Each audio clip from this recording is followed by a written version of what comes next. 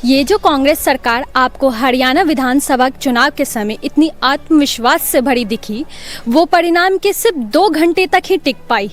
आखिर ऐसा क्या हुआ? क्या आने वाले चुनावों में कांग्रेस अपने आप को साबित कर पाएगी? चलिए जानते हैं। पहली बात तो जो 2024 में कांग्रेस की स्थिति हुई, चाहे लोकसभा चुनाव ले लो आप, चाहे जम्मू कश्मीर में, आप कोई बोल रहे हैं कि नेशनल कॉन्फ्रेंस और कांग्रेस की बहुमत से सरकार बन गई, लेकिन कांग्रेस को कितनी सीट आई? 6 सीट आई।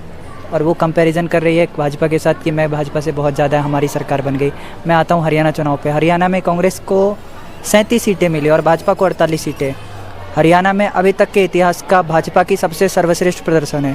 पहली बार जब वो सरकार में आई थी 2014 में तो 47 सीट, दूसरी बार आई थी 40 सीट।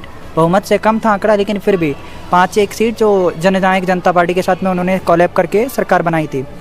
और अभी वो फिर फुल मेजोरिटी के साथ सरकार बना रही है। और आप बात करो 2029 की 29 की कि 2029 में हरियाणा में सरकार बनाएगी कि नहीं बनाएगी, तो 2029 का तो बात की बात है। वो पहले अभी महाराष्ट्र झारखंड में सरकार बना ले, वो बड़ी बात है उनके लिए। धन्यवाद। क्या लगता है आपको कि हरियाणा में वापसी कर पाएगा कांग्रेस? अगर कांग्रेस का उम्मीदवारों का चुनाव अगर सही रहा और उनकी काम, जैसे उन्होंने प्रचार इस बार किया था, प्रचार का तरीका अगर सही रहेगा तो शायद वापसी कर सकती है। क्योंकि इस बार कांग्रेस का जो प्रचार का तरीका था बिल्कुल ही गलत था। क्योंकि कांग्रेस अगर चाहती तो बढ़िया इस बार मत ले सकती, क्योंकि लोगों का रुझान भी था कि इस बार कांग्रेस आए, लेकिन कांग्रेस का प्रचार और उम्मीदवार ये दोनों ही बहुत गलत तरीके से चुने गए। जैसे कि मैं आपको 1-2 एग्जाम्पल बताती हूँ। महेंद्रगढ़ और नारनौल की मैं बताती हूँ। नारनौल विधानसभा में ऐसा था कि जैसे कि वहाँ पे पहचान ज़्यादातर प्रदीप यादव का था, जिनका प्रभाव अच्छा था, उस क्षेत्र में भी प्रभाव अच्छा था, लेकिन उनको टिकट ना देके राव नरेंद्र को टिकट दिया कांग्रेस ने।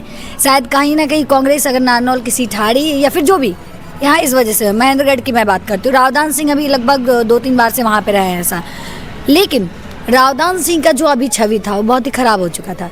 लोगों को ऐसा लग रहा था कि रावदान सिंह, जैसे फील्ड में हम लोग जाते थे तो हमें पता है, तो लोगों का ये भी रुझान था कि रावदान सिंह कुछ काम नहीं कर रहे हैं, वो जीत के और गुड़गांव चले जा रहे थे।